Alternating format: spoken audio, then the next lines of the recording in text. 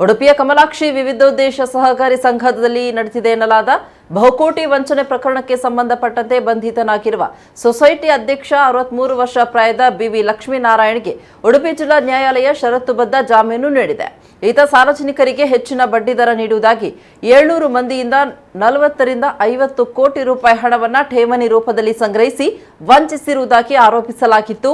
7 ಮಂದಿ ಠೇವಣಿದಾರರು ನೀಡಿದ ದೂರಿನ ಹಿನ್ನೆಲೆಯಲ್ಲಿ ಉಡುಪಿ ನಗರ ಪೊಲೀಸ್ ಠಾಣೆಯಲ್ಲಿ ಪ್ರಕರಣ ದಾಖಲಾಗಿತ್ತು. ಕೋಟ್ಯಾಂತರ ರೂಪಾಯಿ ವ್ಯವಹಾರ ನಡೆಸಿದ ಬಿವಿ ಲಕ್ಷ್ಮೀನಾರಾಯಣ ಅವರ ವಂಚನೆ ಪ್ರಕರಣ ಬೆಳಕಿಗೆ ಬರ್ತಾ ಇದ್ದಂತೆ ಜಾರಿ ನಿರ್ದೇಶನಾಲಯ ಪ್ರಕರಣದ ಬಗ್ಗೆ ಮಾಹಿತಿ ಕಲೆ ಹಾಕಿದೆ. ಅದರಂತೆ ಆರೋಪಿಯಾದ ಬಿವಿ ಲಕ್ಷ್ಮೀನಾರಾಯಣ 2022 ಡಿಸೆಂಬರ್ 29ರಂದು ಬ್ರಹ್ಮಾವರದ ಮಟಪಾಡಿ ಬಳಿ ಬಂಧಿಸಿ ನ್ಯಾಯಾಂಗ ಬಂಧನಕ್ಕೆ ಒಪ್ಪಿಸಲಾಗಿತ್ತು.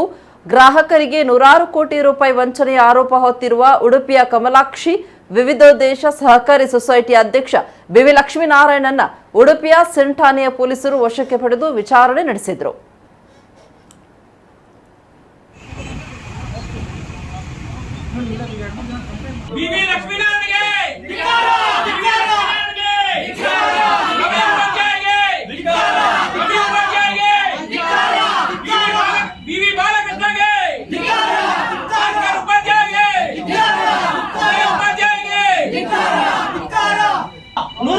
ಕೋಟಿ ರೂಪಾಯಿ ಮೋಸ ಮಾಡಿದ್ದಾರೆ ಲಕ್ಷ್ಮೀನಾರಾಯಣ ಅವರು.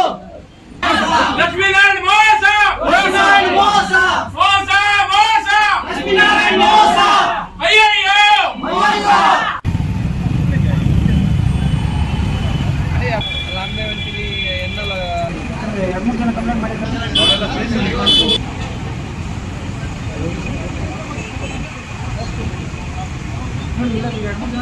ಬಿವಿ ಲಕ್ಷ್ಮೀನಾರಾಯಣಗೆ